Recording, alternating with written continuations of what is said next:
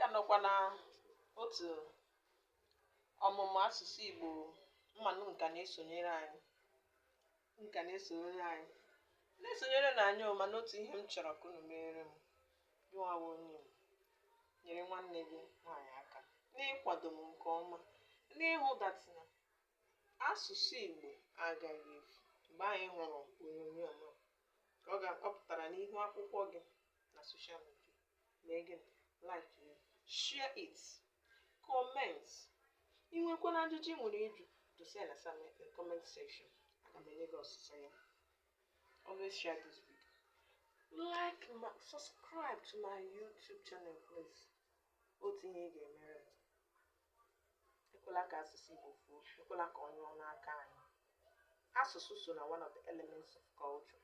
Anyị ga-eme uphold asụsụ Igbo ka ọ ghara ifu, ka ọ ghara ịnwụ. Ngwa anyị ka nọ na iji mkpụrụ abịdị. Cheta na nwa ihe m gwara unu na anyị jiricha mkpụrụ abịdị ndị a mebecha mkpụrụ okwu. Ihe ọzọ anyị ga-emebe bụ gịnị? Ijizi mkpụrụ okwu ndị ahụ anyị mebere wee mebee ahịrịokwu bụ nke ndị oyibo na-akpọ sentence. Anyị ga-eme ya. Ọ fọrọ obere anyị ejiri mkpụrụ abịdị ndị a mebecha mkpụrụ okwu. Ngwa ka anyị lee anya, anyị emeela ejila mkpụrụ abịdị mebe mkpụrụ okwu n'ụbọchị nkịta. Anyị nọ na mkpụrụ abịdị bụ nke ndị oyibo na-akpọ leta P. Ngwa ka anyị lee anya n'ọmụmatụ ndị anyị ji emepụta. Ngwa lee anya n'ugbo ode anyị n'ọmụmatụ nke mbụ. P, pụpụ, pụ na ị na a bụ gịnị? Pịa, p, ị, a, pịa, press, press, pịa, press. Ma ọ bụkwa gị sị flog. Ọ dependere ihe otu isi chọrọ iji ya mebe mpụtara na nghọta ya na ahịrịokwu. That is the way you use it in the sentence. Lee ọmụmatụ nke a bụ pụ na ị na rị na ị, pere, pere, pressed, pere, pressed. Pere a bụ tense ndị n'azụ pịa.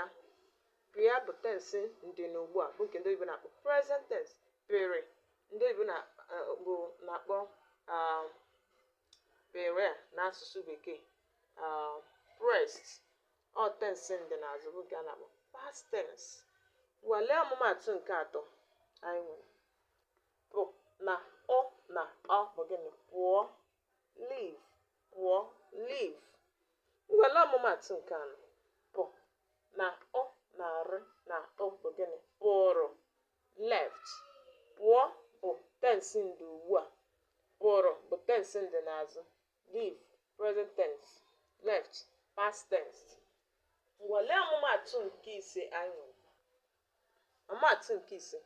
Pụ na ị na a bụ gịnị? Pịa, flog, pịa, flog. Lee ọmụmatụ nke ise. P na ị na a na rị na a bụ gịnị? Pịara, flogged, pịara.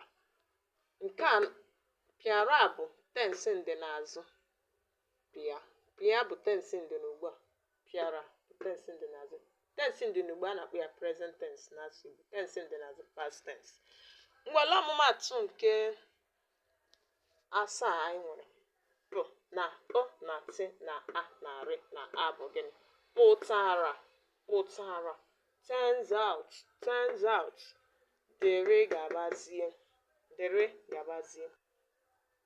Anyị nwere ọtụtụ ọmụmatụ anyị nwere ike iji mkpụrụ abịdị emepụtara gị, mana ọ bụ oke a ka anyị nwere inye gị ugbu a.